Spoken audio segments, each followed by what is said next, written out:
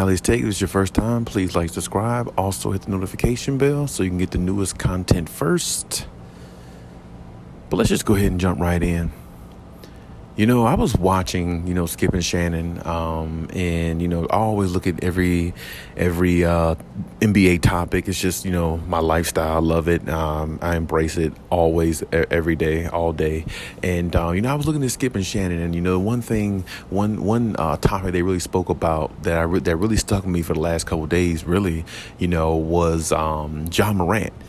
And Ja Morant goes after a game he played and spoke with, I think it's Malika Andrews, I believe her name is.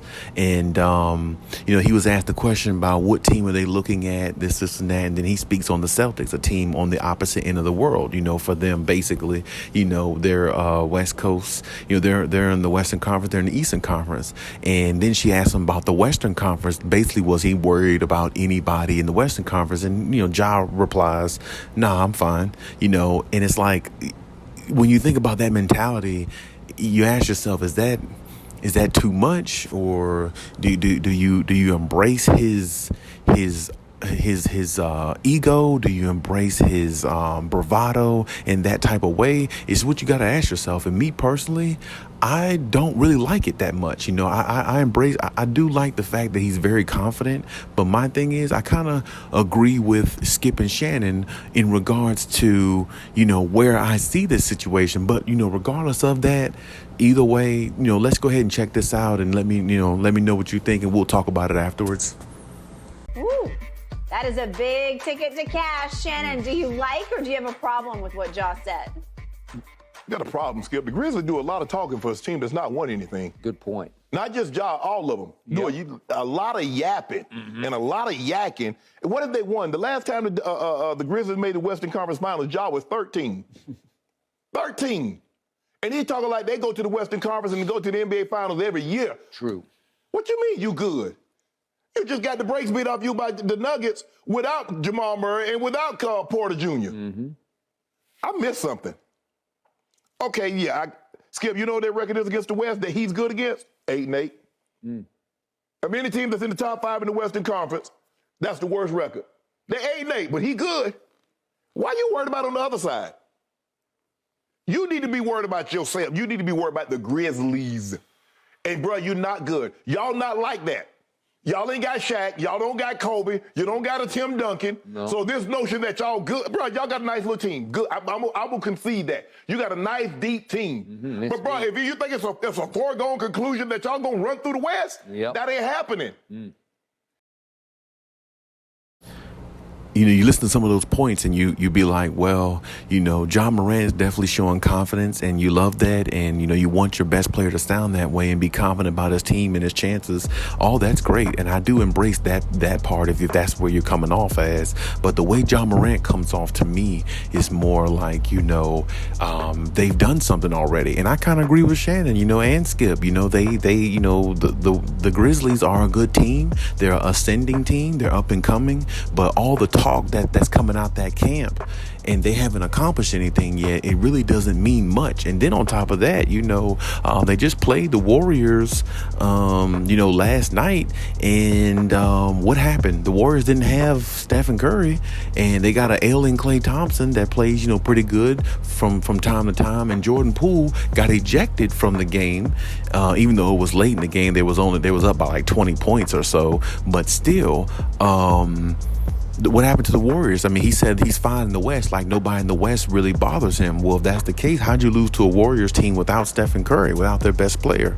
And Klay Thompson goes for 24 and Jordan Poole goes for like 30 plus, even before he got ejected. So, I mean, it's like, this is my point. If you're going to do that much talking, you need to back it up. And the last 10, 15 games, 16 games, they're like 8-8 versus the West, I believe.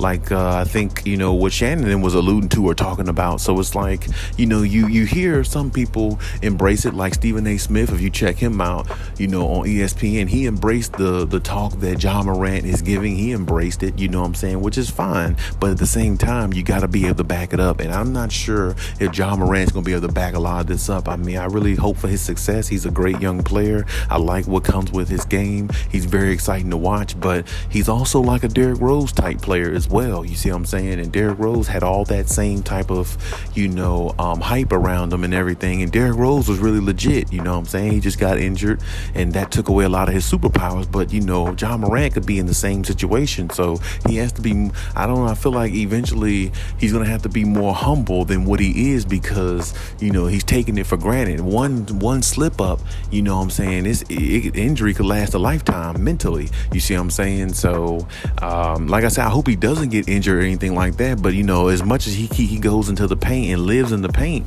I mean, it wouldn't be a surprise if he did, because the more you keep going in the air, eventually you're going to land wrong. That's just the way it is. I mean, every player goes through. I mean, you could look at Derrick Rose. I mean, hell, you could look at Russell Westbrook. Russell Westbrook had 3 or 4 knee surgeries. He just came back, you know, with the fierce mentality that he has.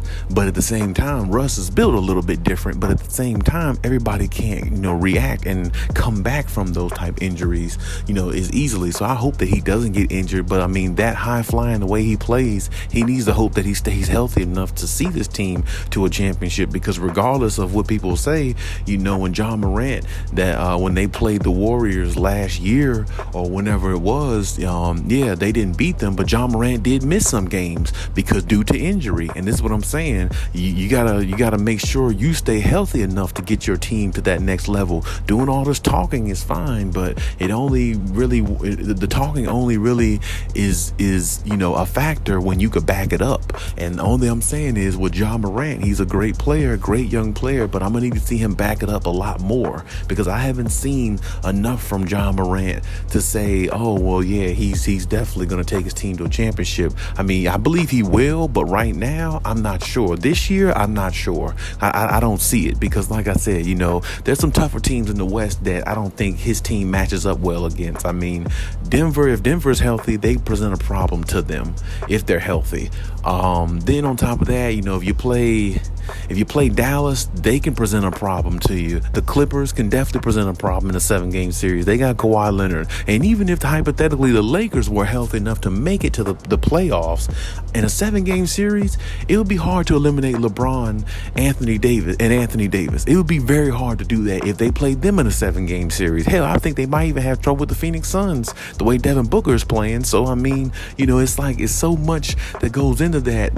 It needs to be less talking and more play, because if you play more and you really go out there and prove it, nobody has nothing to say to you. Then you gotta go out there and at least make it to a finals, and, you know, maybe not even win a championship, but at least make it to a finals. You know what I'm saying? And Memphis hasn't been to the finals in a long time. So, I mean, for him to put his team on his back and do it, I'm not saying he can't, but you got to go out there and you know, put some points on the board. You don't have an MVP of the league. You don't have a finals MVP. You never been to a finals.